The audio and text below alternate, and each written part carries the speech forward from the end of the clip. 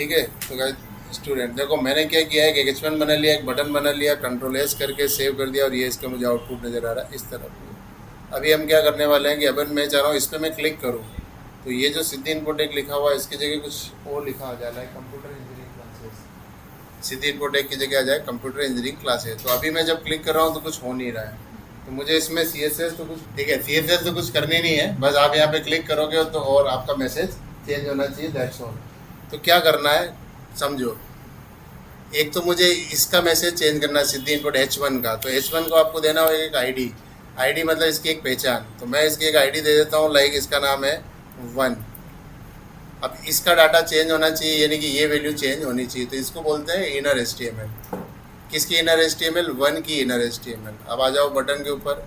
कब करना है? जब आप इस पर क्लिक करो तो आप एक फंक्शन को कॉल करोगे, शो नाम का बना लो, किसी भी नाम का बना सकते हो ये, ठीक है।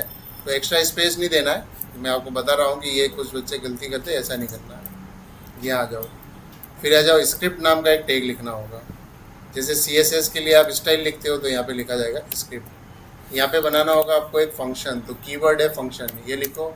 फंक्शन का नाम हमने रखा शो, ये रखो और करली ब्रैकेट लगा दो, ठीक है। तो फंक्शन क्या होते हैं? फंक्शन कुछ टास्क को कंप्लीट कर सकते हैं, और कब करते हैं? जब इनको कॉल किया जाता है, वरना इसके अंदर जो भी कोड लिखूंगा मैं वो अभी बाय डिफ़ॉल्ट तो चलेगा नहीं।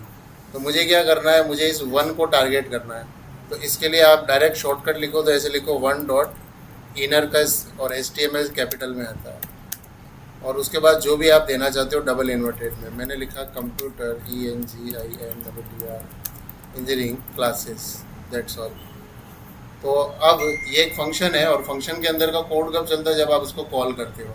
तो अब आप इसको सेव करें और इसको चेक करते हैं। मैंने इस पर क्लिक किया, उससे पहले इसको रीलोड कर लो, क्लिक किया, ये देखो। तो यहाँ पे मैंने इनर HTML प्रॉपर्टी का यूज़ किया यहाँ पे 1 की। अब 1 क्या है? 1 एक H1 है। अगर ये H1 नहीं होता, अगर ये पैराग्राफ होता तो भी कोई फ़र्क नहीं पड़ता, बस दिखने में आपको ऐसे स्मॉल नज़र आएगा, और दोबारा आप क्लिक करोगे तो मैटर चेंज हो जाएगा। यानी कि उससे कोई लेना देना नहीं है वो H1 है, H2 है, H6 है, या कोई आपका कोई मार्क्यू है, MARQUE। अगर ये मार्क्यू भी होता तो भी इसको कोई फ़र्क नहीं पड़ता। ये देखिए अब मार्क्यू है, लेकिन मैंने इसको एक आईडी प्रोवाइड कर रखी, तो जैसे क्लिक किया तो यहाँ पे देखिए मैटर मेरा चेंज हो गया, ठीक है। तो देखो मैंने क्या किया है, इधर एक मार्क्यू बना लिया है और एक बटन बना लिया है। कंट्रोल प्लस इसको जूम कर लेता हूँ अब, ठीक है। देखिए तो आपको स्क्रीन पे सिर्फ ये 2 चीज़ें दिखेगी HTML की, एक मार्क्यू और एक बटन। ये रहा अपना मार्क्यू और ये रहा अपना बटन। तो मार्क्यू में देखो ये नीचे लिखा हुआ रहा सिद्धि इनपुट है की तरफ, राइट में, टॉप राइट में। जब आप इस पर क्लिक करते हो तो इसका डाटा चेंज होके हो गया कंप्यूटर इंजीनियरिंग क्लासेस। कैसे हुआ? जब मैंने इस पर क्लिक किया। तो यहाँ आ जाओ कोड के ऊपर, तो बटन के ऊपर आपको लगाना ऑन क्लिक। ऑन क्लिक को बोलते हैं इवेंट, यानी कि जब भी कोई इस बटन पे क्लिक करेगा तो इस फंक्शन को कॉल करेगा शो। शो रखना कोई ज़रूरी नहीं है, आप इसका नाम कुछ और रख सकते थे, डिस्प्ले। तो यहाँ पे जब आप इसको बनाओगे, ठीक है, तो यहाँ पे आपको लिखना है डिस्प्ले। अब ये बनाया कैसे था? तो ये भी इजी था, ठीक है। बस स्क्रिप्ट नाम के टैग के अंदर आपको इसको लिखना होता है, इस चीज़ का ध्यान रखना है। ये जावास्क्रिप्ट का कोड यहाँ आएगा, यहाँ पे आप वेरिएबल बना सकते हो। C लैंग्वेज के अंदर जो प्रोग्रामिंग करते थे, if else वगैरह, वो सब कुछ तुम कर सकते हो, धीरे धीरे समझ में आ जाएगा। फिलहाल स्क्रिप्ट के अंदर जो चीज़ लिखी होती है किसी फंक्शन के अंदर, वो तभी चलेगी जब आप उस पर लाइक इसको कॉल करोगे। तो हम यहाँ पे इसको कॉल कब करते हैं? हम बटन पे क्लिक पे करते हैं। लेकिन यहाँ पे अगर आपने कोई कोड लिखा, जैसे कि कोई वेरिएबल आप बनाना चाह रहे थे, तो आप सिंपली लिखो x बराबर 10। तो x एक वेरिएबल है जिसके अंदर मैंने कोई नंबर डाल दिया, ठीक है। और यहाँ पे मैंने लिख दिया एक अलर्ट नाम का फंक्शन होता है। अब यहाँ पे जो मैं अलर्ट के साथ ब्रैकेट लिख रहा हूँ, तो आप इसको ऐसे समझो, हम बने बनाए एक फंक्शन है अलर्ट, उसको हम कर रहे हैं कॉलिंग। तो यहाँ पे हम कर रहे हैं कॉलिंग फंक्शन वाया जावास्क्रिप्ट, यानी कि जावास्क्रिप्ट के थ्रू ही मैं फंक्शन को कॉल कर रहा हूँ। और यहाँ पे जो मैं फंक्शन को कॉल कर रहा हूँ वो हम कह सकते हैं HTML के थ्रू। तो ये वाला जो होगा ना, तो बाय डिफ़ॉल्ट चलेगा ये x बराबर 10 बाय डिफ़ॉल्ट। ये कंप्यूटर आएगा, जैसे मेरा पेज लोड होगा तो वो एक ये 2 चीज़ें तो करेगा ही करेगा, उसके बाद यहाँ के वेरिएबल बना लेगा और एक अलर्ट मुझे शो करेगा। अलर्ट क्या होता है, अलर्ट के अंदर मैं एक्स की वैल्यू को दिखाना चाहता हूँ तो एक्स लिख दिया। अब यहाँ पे ध्यान दीजिए, इसको डबल इनवर्टेड में नहीं लिखना है क्योंकि हमारा एक वेरिएबल है। सेव कर लेते हैं, कंट्रोल एस। अब देखो जैसे ही मेरा पेज लोड करूँगा, रीलोड, यहाँ पे देखिए यहाँ पे मुझे 10 मिल रहा है और ये जो चीज़ शो हो रही है ये अलर्ट है। अलर्ट एक मैसेज बॉक्स की तरह होता है, बना बनाया होता है जावास्क्रिप्ट में, आपको सिर्फ लिखना है और उसके अंदर मैंने वेरिएबल दिया एक्स, तो इसने कुछ इस तरह से एक्स की वैल्यू बता दी। अगर आप इसको ऐसे डबल इन्वर्टेड में दोगे तो अब ये एक्स की वैल्यू नहीं देके आपको ऐसा दिखेगा एक्स लिखा हुआ। तो वेरिएबल जो होते हैं कभी भी उनको डबल इन्वर्टेड में नहीं लिखना है, पहली चीज़ तो ये समझ लो। और ये वाला जो कोड है इसको कोई ज़रूरत नहीं है कॉल करने की, अपने आप से कॉल हो रहा है। अब अगर इस अलर्ट को अगर मैं यहाँ पे भी बना देता हूँ फंक्शन के अंदर अलर्ट, और उसके अंदर मैंने एक मैसेज दे दिया, आप सिंगल इन्वर्टेड भी लिख सकते हो, डबल इन्वर्टेड भी लिख सकते हो। तो मैंने इसको लिखा function called alert from inside ANOTHER another function. तो इस चीज़ का मतलब मैं कहना चाह रहा हूँ, एक फंक्शन के अंदर से हम दूसरे फंक्शन को कॉल कर सकते हैं। तो ये पूरा एक फंक्शन था डिस्प्ले, जिसके अंदर मैंने यहाँ पे इस लाइन को लिख दिया। इसका मतलब होता है कि हमने नए फंक्शन को कॉल कर लिया, अलर्ट को। सेव कर लो, इधर आ जाओ, रीलोड करो। तो पहले अब जैसे मैंने इस पर क्लिक करूँगा, देखिए क्या हुआ, function called alert from inside another function, यानी कि आप एक फंक्शन के अंदर से दूसरे फंक्शन को कॉल किया जा सकता है। फंक्शन तुम लोगों ने जो पढ़ी होगी कॉलेज में, तुमने नहीं पढ़ा होगा जति, तो डिटेल में एक्सप्लेन करेंगे, ठीक है। बट अभी इतना समझो कि आपको एक बटन बनाया और एक फंक्शन बनाया। अब यहाँ पे आप कितने फंक्शन बना सकते हो, हज़ारों फंक्शन बना सकते हो, बस सेम नाम नहीं रख सकते हो। इस बार डिस्प्ले रखा है तो नया डिस्प्ले 2 रख सकते हो, कुछ भी रख सकते हो, ठीक है। वेरिएबल्स क्या होते हैं आप जानते हो? वेरिएबल्स बहुत बड़ा वेरिएबल जिसके अंदर तुम वैल्यू स्टोर कर सकते हो। वेरिएबल को तुम ऐसे समझो जैसे मैं तुम्हारी बात करता हूँ तो नेम नाम का एक वेरिएबल है जिसकी वैल्यू कुछ भी हो सकती है, आपका नाम भी हो सकता है। एज नाम का एक वेरिएबल हो सकता है जिसकी वैल्यू कुछ भी हो सकती है। ऐसे सिटी नाम का एक वेरिएबल है तो उसकी वैल्यू कुछ भी हो सकती है। तो यहाँ पे हम इस तरह से प्रोग्रामिंग के अंदर वेरिएबल जो बनाते हैं ये वाले। अगर हम वेरिएबल को और डिटेल में चाहें तो बता देता हूँ मैं। वेरिएबल का जो नाम होता है उसमें फर्स्ट लेटर कभी भी नंबर नहीं देना है। दूसरा, वेरिएबल के नाम में पीछे नंबर आ सकता है। वेरिएबल के नाम में कभी स्पेस नहीं देना है। दूसरा, आप ऐसे दे सकते हो XY, ठीक है, लेकिन X space Y not allowed, ठीक है। X1 allowed, 1X not allowed. तो इस तरह से वेरिएबल जो हम बनाएंगे। अच्छा, एक अलर्ट नाम का तुम वेरिएबल नहीं बना सकते क्योंकि अलर्ट का अपने आप में एक मीनिंग होता है, तो इनको हम बोलते हैं कीवर्ड। कीवर्ड्स का मतलब होता है ऐसे वर्ड्स जिनका मीनिंग ऑलरेडी सेट है। जैसे कि मैं यहाँ पे लिखूँगा फंक्शन, तो फंक्शन नाम का मैं वेरिएबल नहीं बना सकता क्योंकि इसका ऑलरेडी एक मीनिंग होता है। तो अभी के लिए मैं सिंपल इतना ही रखता हूँ, एक्स एक वेरिएबल है और इसका मीनिंग है। तो हमारे लिए HTML में जो इम्पोर्टेंट चीज़ें थी वो समझिए। HTML में आपको एक तो ID देना होगा ताकि हम उसको एक्सेस कर सकते हैं। CSS में जो क्लास के थ्रू एक्सेस कर रहे थे हम लोग, यहाँ पे ID के थ्रू एक्सेस करेंगे। यहाँ पे मैंने लिखा one.innerHTML, इसी का अल्टरनेट और है मेरे पास, कुछ इस तरह से लिखेंगे आप। डॉक्यूमेंट ऑलरेडी बना हुआ है, डॉट लिखना है, और पहले से बना बनाया एक फंक्शन है गेट एलिमेंट बाय ID, तो शॉर्ट में मैंने लिखा GEBID, तो इसने ऑटोमेटिकली सजेशन में दे दिया। ध्यान से देखो तो गेट स्मॉल में एलिमेंट का E बड़ा है, बाय ID में B और I कैपिटल है। तो ये इसका एक सिंटैक्स होता है याद रखने के लिए। फिर यहाँ पे ब्रैकेट लगाना है, तो इससे पता चलता है इस ब्रैकेट से कि एक फंक्शन है जो बना बनाया है। यहाँ पे आपको ID प्रोवाइड करनी है, हमारे केस में क्या है 1। तो इतना लिखने के बाद जैसे आप डॉट लगाओगे तो देखो एक लिस्ट आ रही है, और यहाँ से आप इनर जैसे लिखोगे तो innerHTML इसने मुझे बता दिया। और अगर जो पहले वाला मेथड था, ये वाला मेथड जहाँ पे मैं ये लिख रहा था 1, उस केस में डॉट लगाने पे ये आपको सजेशन नहीं देगा, ये ध्यान रखना। और अगर आप ऐसा लिखोगे document.getElement तो आपको सजेशंस मिलेंगे। यहाँ पे मैंने लिखा जावा इज़ मैजिक। अब क्या होने वाला है, जब आप इस फंक्शन पे क्लिक करोगे, सॉरी इस बटन पे क्लिक करोगे तो सिद्धि इन्फोटेक की जगह आपको मिलेगा, पहले तो अलर्ट आया और उसके बाद देखो यहाँ पे क्या आ रहा है, जावा इज मैजिक दिख रहा होगा आपको। रीलोड कर लेता हूँ तो सिद्धि इन्फोटेक की जगह मैटर चेंज हो जाएगा। अभी अलर्ट को थोड़ी देर के लिए भूल जाओ, ये थोड़ी देर के लिए भूल जाओ, ठीक है। ये आगे भी आएंगे, सिर्फ इतना समझो मिनिमम कोड, एक बटन बनाया, एक ये बनाया। अब ये आईडी बहुत इंपॉर्टेंट रोल प्ले कर रही है यहाँ पे, ठीक है। अब ये मार्क्यू की जगह अगर H1 होता, ओ भाई सेव,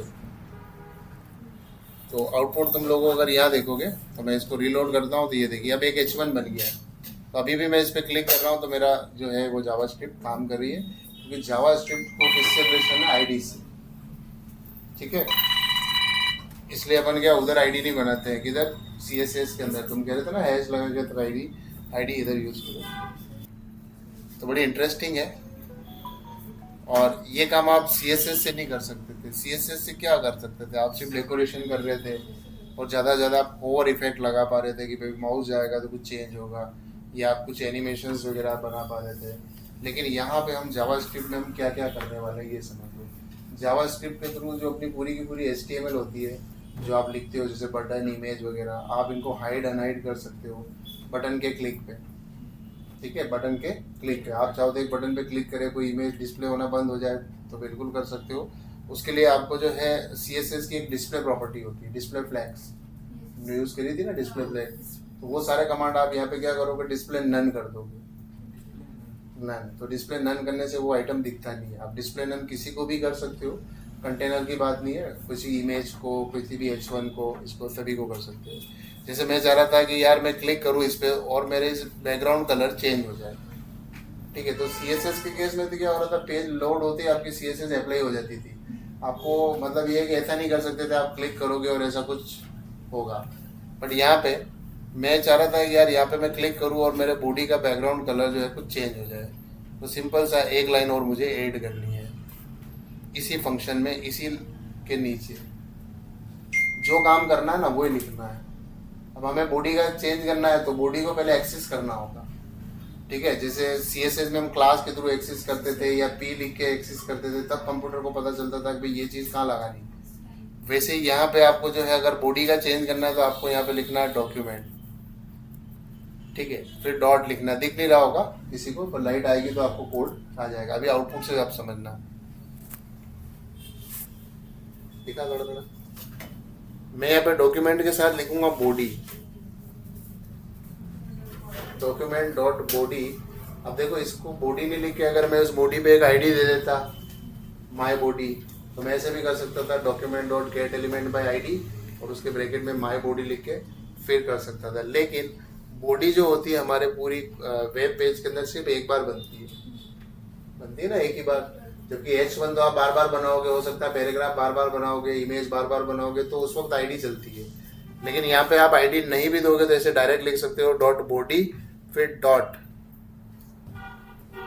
ठीक है। डॉट करके मैंने क्या किया, इसकी CSS में जाएंगे हम लोग। तो CSS में जाने के लिए आपको जाना है स्टाइल, यहाँ पे आ जाओ और आप जाओ स्टाइल, ठीक है, क्योंकि आपको बैकग्राउंड कलर चेंज करना है। तो अब CSS में जैसे आप डॉट करोगे तो पूरे कमांड की लिस्ट आ जाएगी यहाँ पे, कलर, अलाइन, टेक्स्ट अलाइन, जो भी हमने पढ़े हैं। तो यहाँ से मुझे बैकग्राउंड कलर पे जाना है तो आपको यहाँ पे ऐसे लिखना है बैक। तो जैसे आप यहाँ पे लिखोगे बैकग्राउंड कलर, ये देखिए। तो आप ध्यान से देखो तो मैंने लिखा डॉक्यूमेंट डॉट बॉडी पे जाओ, उसके बाद स्टाइल पे जाओ और उसका बैकग्राउंड कलर और इक्वल्स टू करके नई वैल्यू आपको असाइन करनी पड़ती है। जावास्क्रिप्ट के अंदर इक्वल्स टू आता है, CSS के अंदर कॉलन आता है। यहाँ पे मैं डबल इन्वर्टेड में आपको कलर का नाम लिखना है। सपोज अभी मैं लिख देता हूँ ऑरेंज, ठीक है। तो अब जैसे ही मैं क्लिक करूँगा तो ये फंक्शन को कॉल करेगा डिस्प्ले को, और डिस्प्ले नाम का फंक्शन आपके दो टास्क कंप्लीट करेगा अभी। एक पहले तो आपका इनर HTML चेंज कर देगा जावा इज मैजिक, देन उसके बाद आपका जो बॉडी का बैकग्राउंड कलर क्या हो जाना चाहिए, ऑरेंज। सेव करते हैं, Ctrl+S, Alt+Tab, then Ctrl+R, reload. अब यहाँ पे आओ, जैसे आप इस पर क्लिक करोगे, ये देखिए बैकग्राउंड कलर भी आपने ऑरेंज कर लिया। इसी कोड को थोड़ा सा आगे बढ़ाते हुए अब कांस्टेंट हो गया कि जब भी आप क्लिक करोगे तो एक ही कलर आएगा। लेकिन मैं चाहता था यार मेरी मर्ज़ी से मैं कोई कलर का या तो नाम लिखूं या ऐसा कुछ ऑप्शन आ जाए जहाँ से कलर मैं सेलेक्ट कर पाऊँ। तो ऐसा करने के लिए तुम्हें एक एक्स्ट्रा चीज़ करनी है। तो मैं इस H1 में बटन के ऊपर लाइक मैंने एक BR लगा दिया है और एक मैंने लिख दिया है कि एक H2 के ऊपर मैंने लिख दिया है आपका एक मैसेज जिस पे मैंने लिख दिया है सेलेक्ट बैकग्राउंड। ठीक है, तो इससे क्या होगा, एक H2 मुझे नज़र आ जाएगा स्क्रीन के ऊपर जिस पे लिखा होगा। अब मैं यहाँ पे लेने वाला हूँ एक इनपुट, और इनपुट के टाइप को मैं रखने वाला हूँ कलर। ये सब हम पहले सीख चुके हैं। टाइप बराबर कलर रखेंगे ताकि कलर हम यहाँ से उठाएंगे जो भी बंदा सेलेक्ट करेगा। लेकिन यहाँ से इसको उठाना तो यहाँ से भी आपको इसकी क्या देनी होगी, एक ID, ताकि इसकी एक पहचान हो जाए। तो मैं इस ID को देने वाला हूँ माई कलर। अब आ जाओ, ये काम कंप्लीट हो गया मेरा, यानी कि मैंने वो चीज़ बना दी जिससे मुझे कलर कलेक्ट करना है। और वो चीज़ मुझे कहाँ लगानी, ये जो ऑरेंज लिखा हुआ है इसका मैं एक डुप्लीकेट बना लेता हूँ। फर्स्ट को कमेंट कर लेता हूँ, यहाँ पे ऑरेंज को चेंज कर देंगे। ठीक है, अब यहाँ पे जो वैल्यू आने वाली है वो हमें भी नहीं पता, वो एक वेरिएबल हम इसको बोल सकते हैं कि क्या वैल्यू आने वाली है, एक वेरिएबल जो भी वहाँ से बताएंगे वो होने वाली है। तो कहाँ से बताएंगे, उसकी ID क्या है, हमारे पास ID है माई कलर। तो ध्यान देना यहाँ पे मैं कैसे इसको लिखूँगा। आप चाहो तो इसे पूरा लिख सकते हो, document dot gate element by ID। मैं यहाँ पे सिंपल लिखूँगा माई कलर, सीधा ID का नाम, डॉट लगाना है। और यहाँ पे आपको लिखना होता है वैल्यू। अब आप देखोगे यहाँ पे वैल्यू क्यों लिखी है, पहले तो हमने इनर HTML लिखी थी। तो वैल्यू आपको कब लगानी है, जब इनपुट होगा। ACID जो इनपुट पे लगी हुई है तो तब आपको क्या लगाना है, वैल्यू। अब देखो क्या होता है, पहले तो रीलोड करो यहाँ पे, तो कुछ इस तरह का लिखा हुआ आएगा सेलेक्ट बैकग्राउंड, और यहाँ पे आपके पास टाइप बराबर कलर से ये आ गया है। जब मैंने इसके ऊपर क्लिक किया और मैंने यहाँ से ग्रीन कलर को लिया, ए वाला, और जब मैं इस पे ऊपर क्लिक करूँगा तो अब उसको कलर मिलेगा ग्रीन। फिर से मैं यहाँ पे आया और इस बार मैंने कलर यहाँ पे दिया थोड़ा सा चेंज करके, तो ये कलर आना चाहिए। तो ये लाइक इससे मैंने क्या किया, पहले वाले से तो फिक्स हो रहा था कि भाई ऑरेंज ही होगा। लेकिन अगर हम एक और इनपुट का इस्तेमाल करते हैं इस तरह से टाइप बराबर कलर देके और उसकी ID दे दोगे तो आप इसकी वैल्यू को उठा सकते हो। तो इनपुट के लिए आपको लगाना है वैल्यू। आज की वीडियो में इतना ही, इतना तुम्हें करना है प्रैक्टिस, और कुछ भी दिक्कत आए तो आपस में कंसल्ट करना है, नहीं तो नेट पे डालूंगा, वहाँ से देख लेंगे। ठीक है।